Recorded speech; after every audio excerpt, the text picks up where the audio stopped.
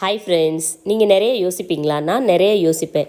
எங்கேயாவது ஒரு இடத்துல நடந்து போகிறோம், ரோட்டில் பார்த்துட்டே போகிறோம் அப்படின்னா, இவங்க எப்படி இதை சேல் பண்ணுறாங்க? இவ்வளோ நகைக்கடை இருக்கே, எல்லா நகைக்கடைக்கும் சேல் ஆகுமா?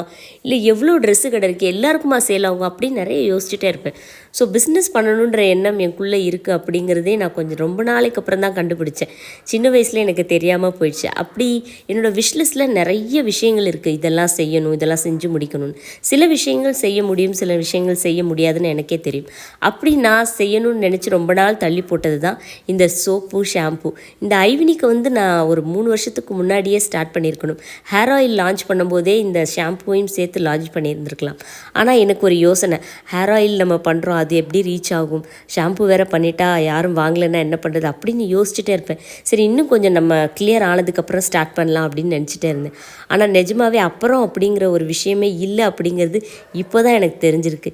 ஏன்னா எல்லாமே அப்புறமா பார்த்துக்கலாம், குழந்தைங்க படித்து முடிக்கட்டும், அதுக்கப்புறம் நம்ம லான்ச் பண்ணலாம் அப்படின்னு யோசித்து நாள் போயிட்டே இருந்திருக்கு. எனக்கு அது தெரியாமலே போயிருந்திருக்கு. ஸோ அதனால் நம்ம என்ன நினைக்கிறோமோ அதை அப்போவே செஞ்சிடணும். அதை பற்றின நாலேஜ் கொஞ்சம் படிச்சுட்டு நம்ம தெரிஞ்சுக்கிட்டால் ரொம்ப நல்லது அப்படிங்கிறதும் ஒரு உண்மையான விஷயந்தான். ஆனால் அதுக்குன்னு ரொம்ப நாள் தள்ளி போடக்கூடாது அப்படிங்கிறத என் விஷயத்தில் நான் தெரிஞ்சுக்கிட்டேன். ஒரு 3 வருஷத்துக்கு முன்னாடி இது செஞ்சுருந்தா ஒருவேளை இப்போ அது நல்லா ஹிட் அடிச்சிருக்கலாம். எனிவே எனக்கான நேரம் இப்போ தான் வந்திருக்கு அப்படிங்கிறத நான் நினச்சிக்கிறேன்.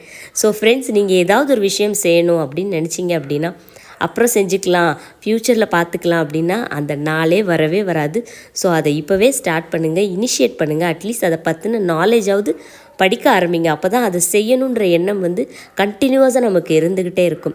ஸோ தள்ளி போடுறது அப்படிங்கிறது வாழ்க்கையில் ரொம்ப கெட்ட விஷயம் அப்படிங்கிறது இப்போ தான் நான் தெரிஞ்சுக்கிட்டேன்.